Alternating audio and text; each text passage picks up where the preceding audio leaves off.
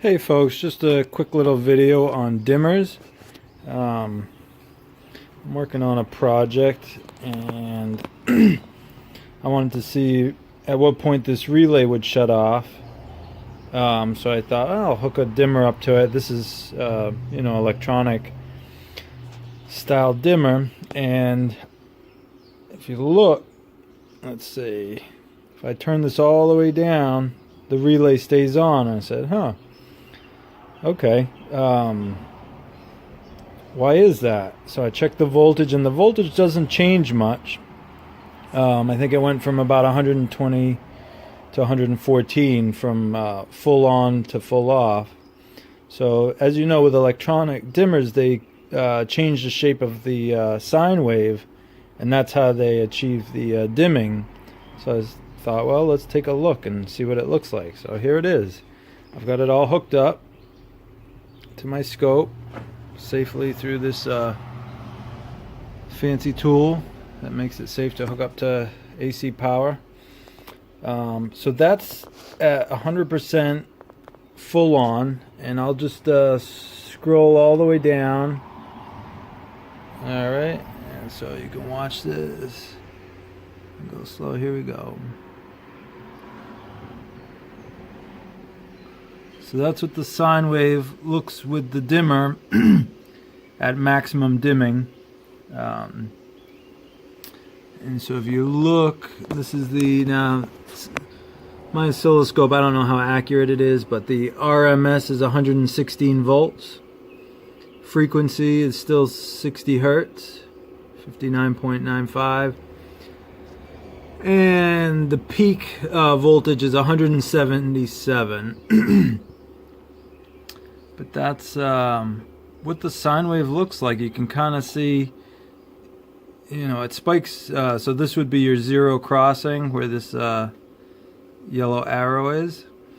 So it spikes up and then quickly drops down. Let's see. We're at 40. It's hard to see on the camera. 48 volts per division. So 48 plus 48. Let's pick a better number. Let's go to 50. Okay, 50. That makes it easier.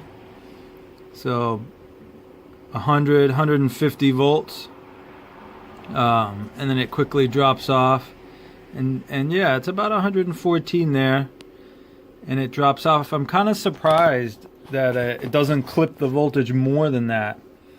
I'm surprised that you would get such a dim bulb. Maybe under a different load, it would look different. We could try that. So I'll put this video on pause and I'll hook up a different load right now. Finish what we started. The bulb, I believe, is 90 watts, and right now the switch is off. I'm hooked up to my scope, and let's see. There it is, it's on. This is 100% intensity, and that's what the wave looks like now. And I'm going to adjust the dimmer down all the way. Make sure that's all the way down. Here we go. Wow, now that looks a lot more like what I expected. So it is load dependent. It needs that load. Just the coil of the relay wasn't enough. There wasn't enough of a load on that coil. And you can see the light is just barely on right there. And that is what I would expect. So you can see now, if we look at it, the RMS is 15 volts. And the max is 60. That's the spike. But anyway, let's look at that again. Going to full intensity. Looks like a windshield wiper just wiping away. It's basically clipping that sine wave. Boom. Not the prettiest sine wave at full bright, but it's enough power there to light it up. But yeah, that is pretty cool. I've never seen that before. So that's how an electronic dimmer works.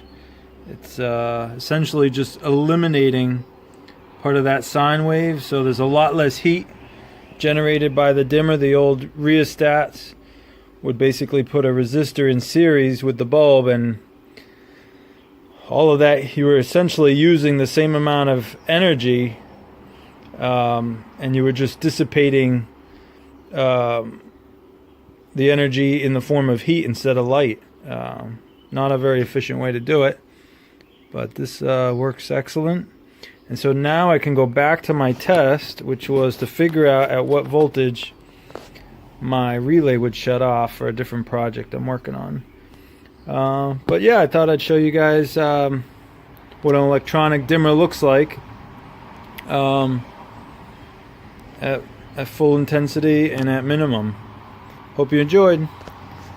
Enjoy the sunshine.